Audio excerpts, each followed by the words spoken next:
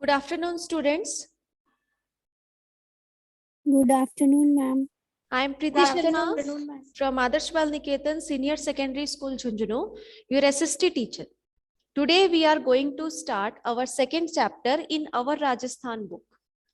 I hope all of you have done the first chapter in your notebook. Yes, ma'am.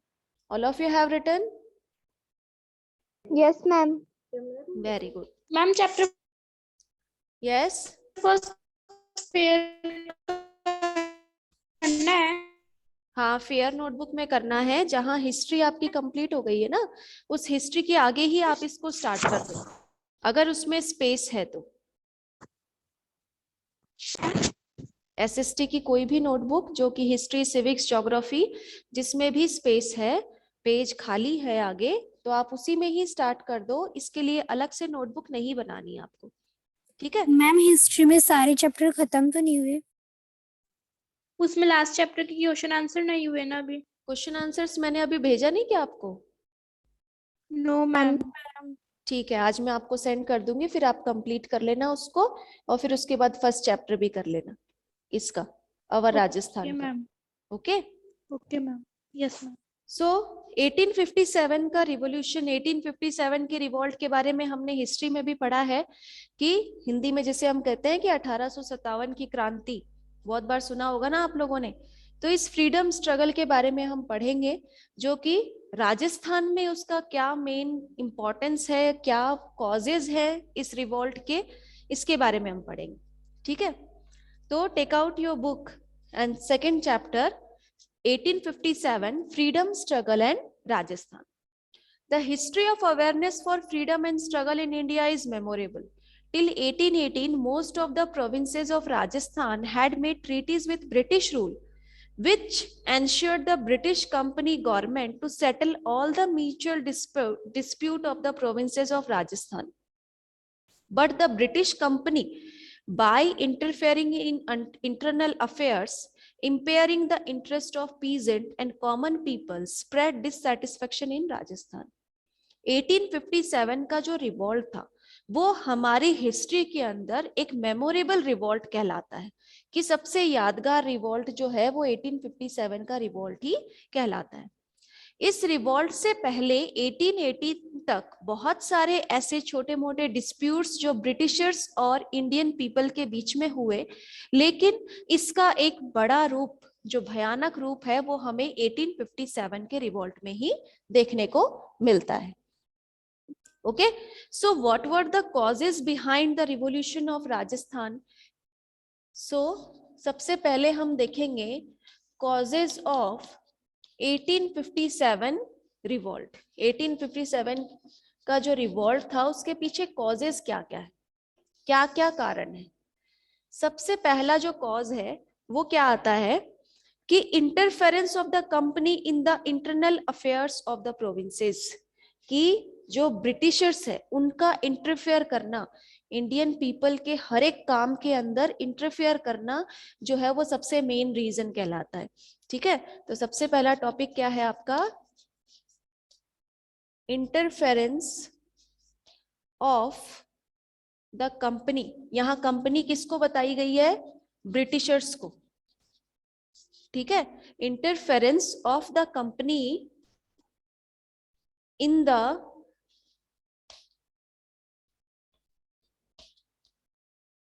internal affairs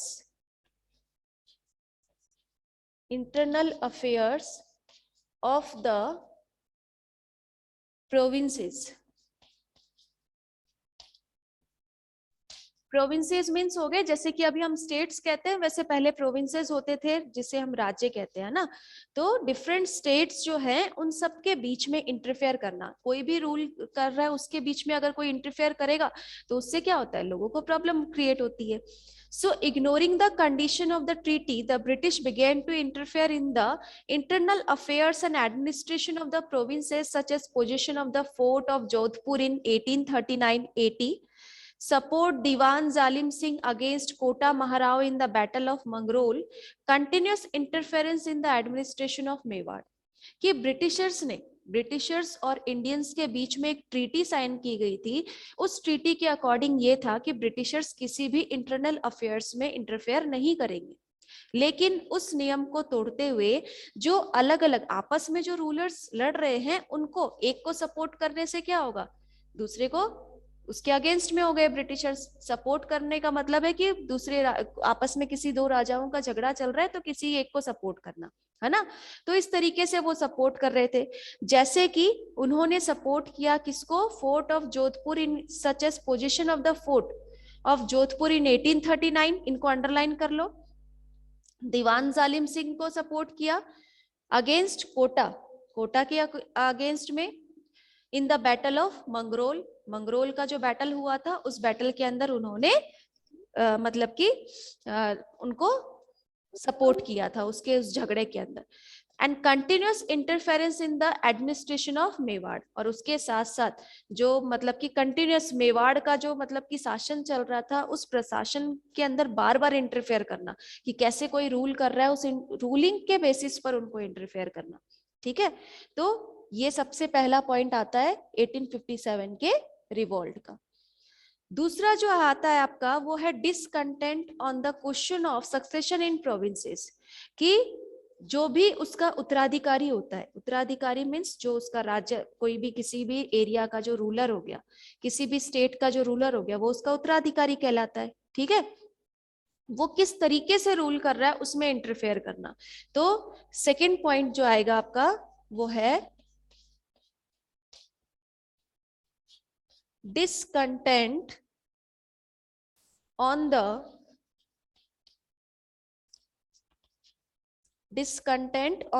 question of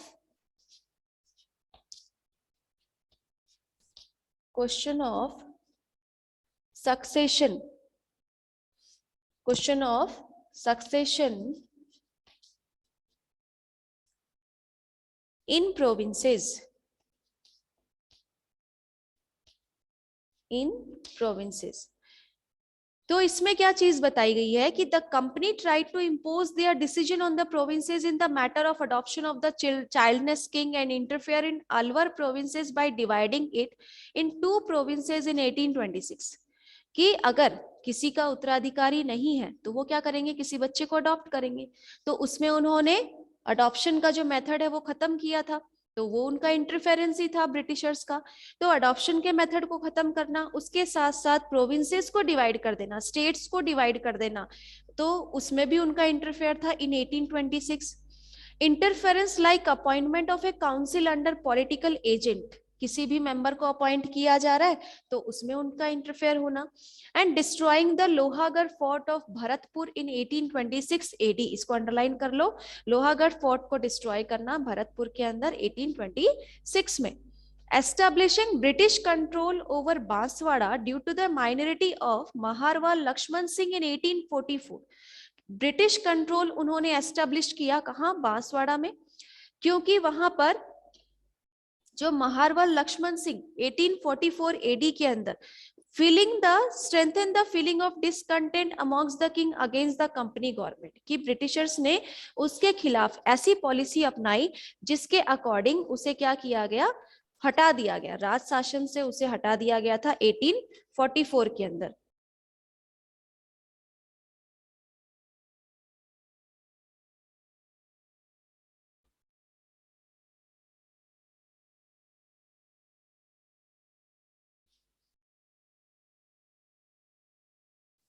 और क्यों हटाया गया, क्योंकि उन लोगों ने, ब्रिटिशर्स ने उसके अगेंस्ट में क्या बताया कि ये मतलब कि इसके लायक नहीं है, यहाँ पर ये रूलर नहीं बन सकता है, इसीलिए इसे रिमूव कर दिया गया 1844 एडी के अंदर।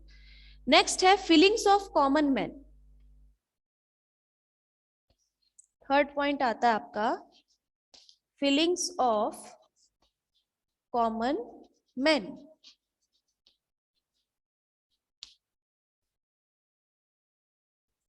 The feelings of the common man was against the British. The common took the British policy of preaching their religion, social reform and economic reform as interference in their religious belief and practices. कि जो भी common person है, सबके अपने अपने religious beliefs होते हैं, social practices होती हैं, उसमें Britishers का interference होना वो भी लोगों को पसंद नहीं था, तो वो लोगों की जो feelings थी वो भी hurt हो रही थी. So the loot of the Nasirabad military camp by Dungji Jawarji and Lothu Jat caused happiness among the common. और इसके बेस पर वहां पर उन लोगों ने मतलब कि उनके खिलाफ जाने की कोशिश की, किसने? डूंगजी जवारजी और लोथू जाट ने, जिससे जो कॉमन पर्सन्स हैं उन लोगों को कुछ खुशी मिल सकी.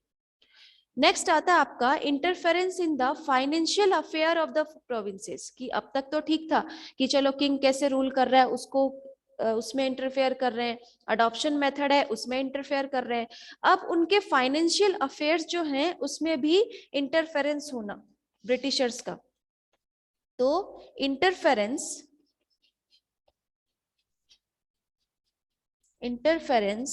इन द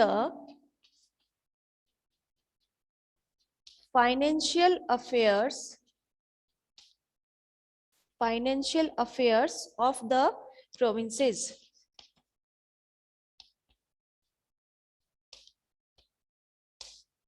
कि जो फाइनेंशियल अफेयर्स है उसमें भी इंटरफेयर करना. The British company exploit the provinces financially by imposing the custom of recovering खिराज. टैक्स इंपोज करके उनके फाइनेंशियल जो पोजीशन थी उसको डाउन करने की कोशिश की उन्होंने. And moreover the British collect revenue in the name of law. Laws के बेस पर, नियम के बेस पर उन्होंने अलग अलग तरह के टैक्स कलेक्ट करना शुरू किए.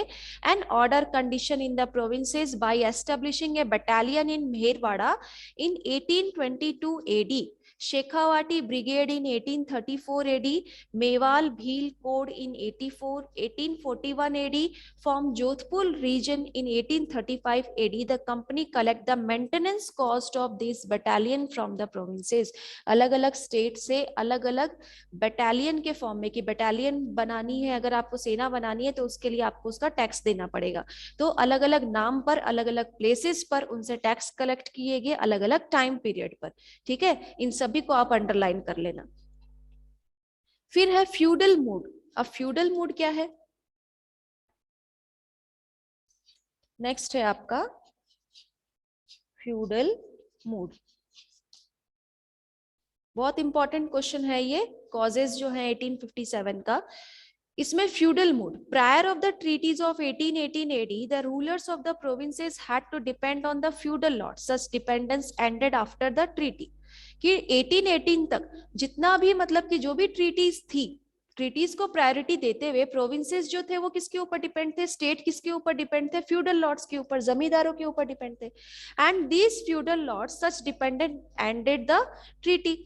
So the feudal Lord's held the British company responsible for their painful condition, so their fury increased. The thikanas of Auwa, Kotharia, Salumbar are the example. कि जो फ्यूडल लॉर्ड्स थे उन लोगों को खत्म करना, उनके सिस्टम को, उनके प्रोसेस को खत्म करने का मेन रीजन जो है वो ब्रिटिशर्स को ही मानते थे. तो अलग अलग ये डिफरेंट कॉजेज जो है वो हमने देखे, जो कि कॉज थे किसके? 1857 रिवॉल्ट की.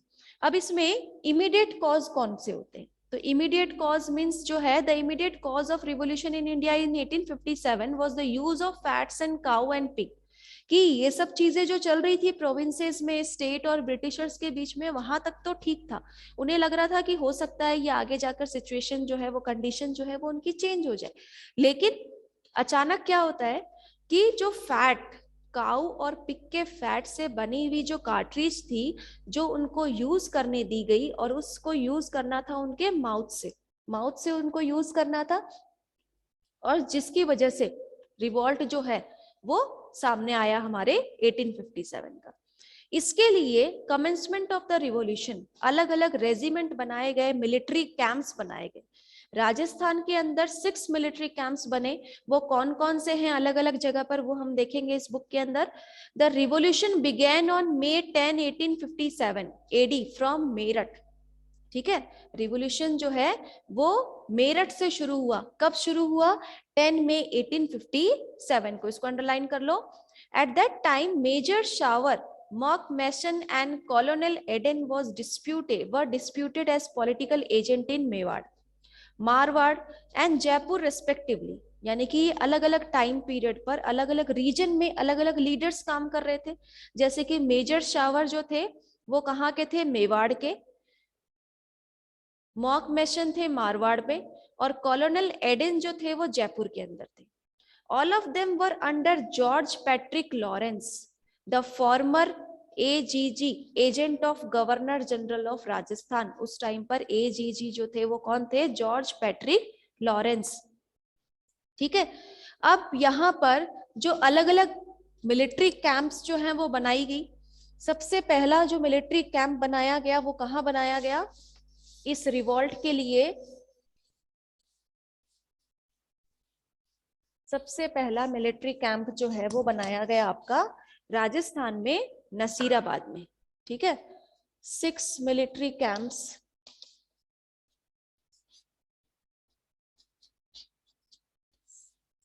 जो बनाई गई 1857 रिवॉल्ट के लिए राजस्थान के अंदर।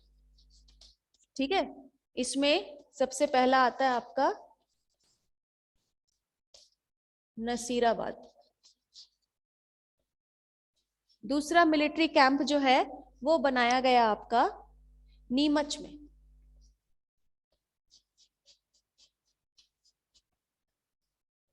थर्ड मिलिट्री कैंप जो है वो बनाया गया आपका एरिनपुरा।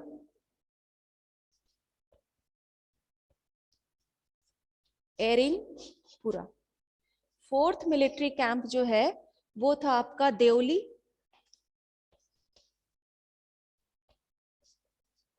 फिफ्थ मिलिट्री कैंप है वो था आपका बेवाड़।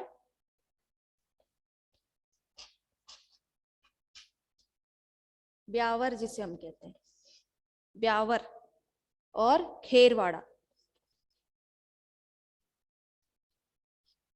ठीक है, ये अलग अलग मिलिट्री कैंप्स जो हैं वो बनाए गए। सबसे पहला बनाया गया आपका नसीराबाद में, दूसरा नीमच, अरिनपुरा, देवली, ब्यावर और खेरवाड़ा के अंदर।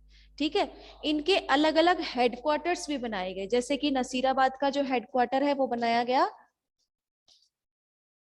अजमेर, नीमच का जो हेडक्वार्टर है वो बनाया गया Gwalior,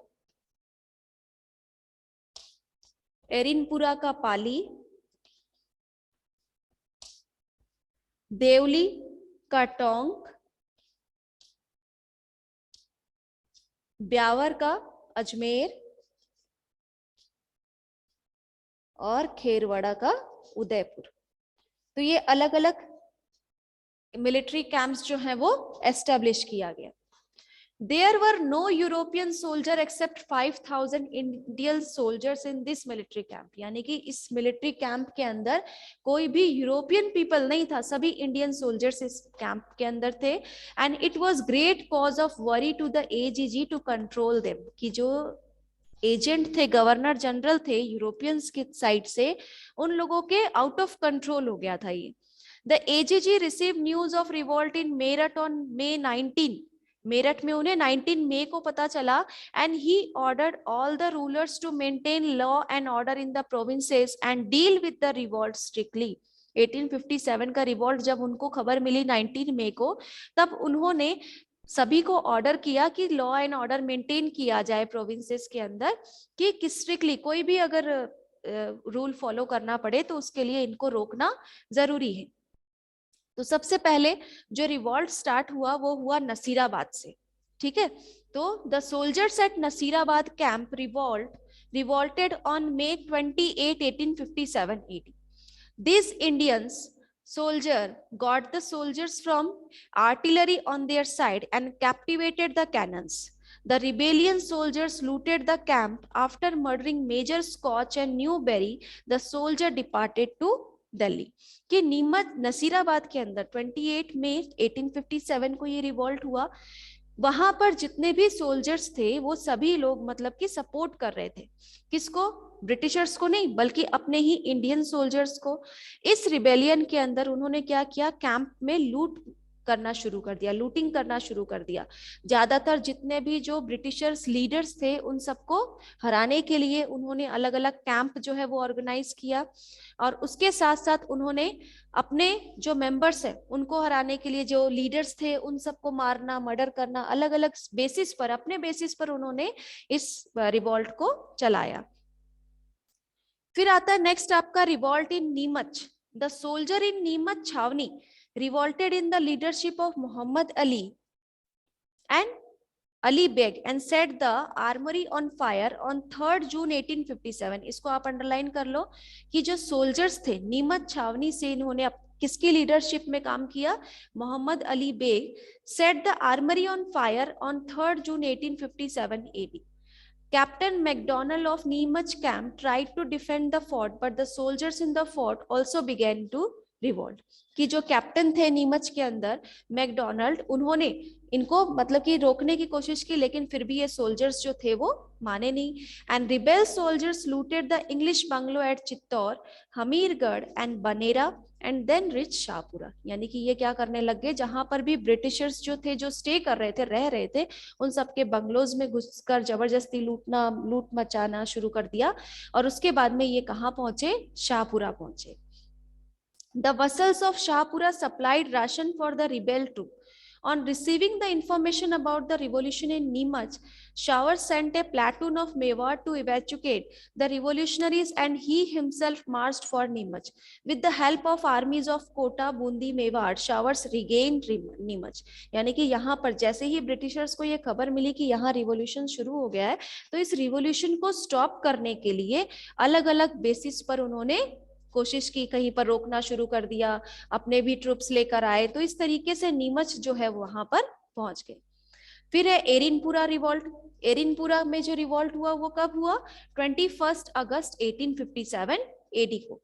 Jodhpur legion played the trumpet of rebellion under the leadership of, यहाँ पर किसकी लीडरशिप में ये रिवॉल्ट किया गया? मोती खान, सूबेदार शीतल प्रसाद और तिलक राज। ठीक है, इसको अंडरलाइन कर लेना। According to the order of leader of revolution, they marched towards Delhi। उनके लीडर के अकॉर्डिंग वो कहाँ चले? दिल्ली की तरफ। shouting the slogan of चलो दिल्ली मारो फिरंगी, यानी कि और वो स्लोगन के साथ चल रहे थे कि उन्होंने ये स्लोगन दिया कि चलो दिल्ली और मारो फिरंगी। And Thakur Kushal Singh of Auwa met these soldiers and accompanied them to Auwa. और जो ठाकुर कुशाल सिंह थे वो इनसे आउवा में मिले और उसके बाद में ये सब एक साथ हो गए। फिर अब रिवॉल्ट हुआ आउवा के अंदर, जिसको लीड कर रहे थे कौन? Thakur Kushal Singh Champawat. The soldiers of Auwa Asop, Aliyanawas, Lambiya, Gular, Rudhawas subdivision defeated the combined armies of captain Heathcote in Bithor, Pali and Jodhpur Maharaj Takht Singh. अलग अलग लीडर्स जो थे वो लीडिंग करते हुए जो ब्रिटिशर्स लीडर थे उन सबको क्या करते चले गए? खत्म करते चले गए। The battle of Chelawas took place between the revolutionaries and Mackmason, the political agent of Jodhpur. In this battle the head of Mackmason was cut and hanged at the gate of Auwa fort. कि यहाँ पर अलग अलग रिवॉल्ट जो किया गया Britishers के साथ, इस बैटल के दौरान जो वहां के हेड थे, जो पॉलिटिकल एजेंट थे जोधपुर के, सॉरी जो मैकमेशन थे, पॉलिटिकल एजेंट थे जोधपुर के, उनका सर काट के और आउवा का जो किला था, फोर्ट था, उस गेट पर लटका दिया गया।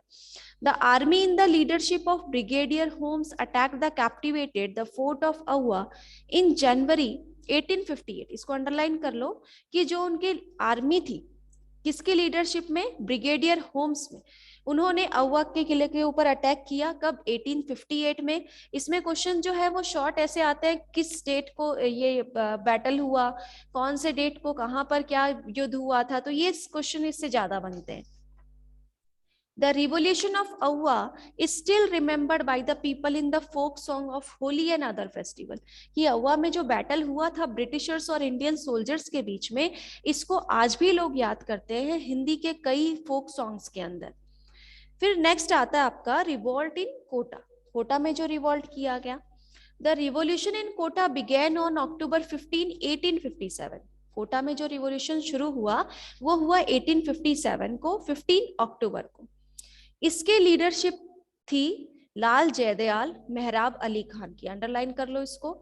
The most planned and well manage revolution took place in Kota, Kota में सबसे मतलब कि एक प्लानिंग के साथ जो है वो बैटल शुरू किया गया।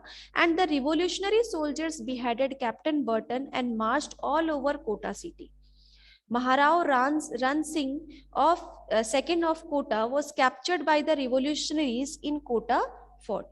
कि यहाँ पर इस रिवॉल्यूशन के अंदर ये जो हेड मतलब कि इसको जो लीड कर रहे थे वो थे कैप्टन बर्टन, जो पूरे कोटा सिटी के अंदर उनके मतलब कि इस कैप्टनशिप के लिए उनको जाना जाता है। उसके अलावा जो महाराव राम सिंह थे, राम सिंह सेकंड कोटा के, इन्होंने कैप्चर किया किसको? कोटा फोर्ट को। Apart from the above mentioned places, there were number of other places in the Rajasthan from where the revolution was being organized. ये 6 places जो हमने अभी पढ़े, इनके अलावा राजस्थान में बहुत सारे ऐसे places है जहां से इस revolution को शुरू किया गया and being organized which had become a refuge for the revolutionaries like बेनेडा, Kothari, अलग अलग बहुत सारी places हैं जिनके basis पर revolution को शुरू किया गया था राजस्थान में। अब इसका एंड कब हुआ? बाय जून 1858, 57 को ये रिवॉल्यूशन शुरू हुआ, 58 को खत्म हुआ। And the British established their control over most of the provinces and executed the revolutionary Jaidayal and Mehrab Ali Khan from Kota and Tatya Tope. 1858 को ब्रिटिशर्स ने मोस्टली जितने भी प्रोविंसेस, जितने भी स्टेट्स थे, उन सबको कैप्चर कर लिया था। अब ये जो रिवॉल्यूशन था 1857 का, ये एक सक्सेस रिवॉल्यूशन नहीं कहलाता है। इसके पीछे बहुत सारे रीजंस होते दिए गए हैं, जैसे कि ब्रिटिशर्स को सपोर्ट करना। Most of the rulers provided full support to the British. हारने का मेन कारण क्या था कि कई जो प्रोविंसेस के जो लीडर्स थे, जो किंग्स थे, उन लोगों ने ब्रिटिश को सपोर्ट किया। दूसरा क्या था? The revolution began before the schedule time. जो रिवॉल्यूशन 28 मई को शुरू होने वाला था, वो रिवॉल्यूशन 20 दिन पहले शुरू हो गया, 10 मार्च मई को ही स्टार्ट हो गया। The beginning of the revolution took place at some limited places only. कि रिवॉल्यूशन जो है वो सब जगह पर एक साथ नहीं, बल्कि अलग अलग टाइम पीरियड पर शुरू हुआ, और कम प्लेसेस पर शुरू होने के कारण जो था, लोगों को क्या मिल गया? ब्रिटिशर्स को क्या मिल गया? टाइम मिल गया अरेंज करने के लिए, प्लानिंग करने के लिए। The revolt at Kota, Nasirabad, Bharatpur, Dholpur, Tonk, etc. began at different times. सभी प्लेसेस पर अलग अलग टाइम पीरियड पर रिवॉल्ट का शुरू होना ही क्या है? फेलियर कहलाता है इस रिवॉल्यूशन का। And there was a lack of efficient and organised leadership. कि यहाँ पर किसी की भी लीडरशिप जो थी वो एक प्लानिंग के साथ नहीं थी, विदाउट प्लानिंग ये लोग काम कर रहे थे। And there was no harmony between revolutionaries of Rajasthan. They faced lack of resources. किसी के पास कोई रिसोर्स नहीं था, विदाउट रिसोर्स, विदाउट प्लानिंग वो काम कर रहे थे, जिसकी वजह से ये जो रिवॉल्यूशन है वो फेल हो गया।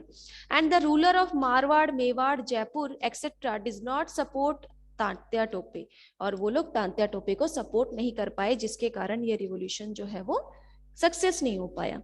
अब इसका रिजल्ट क्या रहा वो हम कल पढ़ेंगे, और साथ ही साथ इस चैप्टर के क्वेश्चन आंसर्स भी करेंगे। ओके स्टूडेंट्स, यहाँ तक आप अपने चैप्टर को रीड करिए, फिर से रिवाइज करिए। जो लास्ट चैप्टर बचा है हिस्ट्री का, उसके क्वेश्चन आंसर्स मैं आज आपको सेंड कर दूंगी, जिसको आप अपने नोटबुक में कंप्लीट कर लेना। Okay, is there any doubt to anyone? किसी को कुछ पूछना है?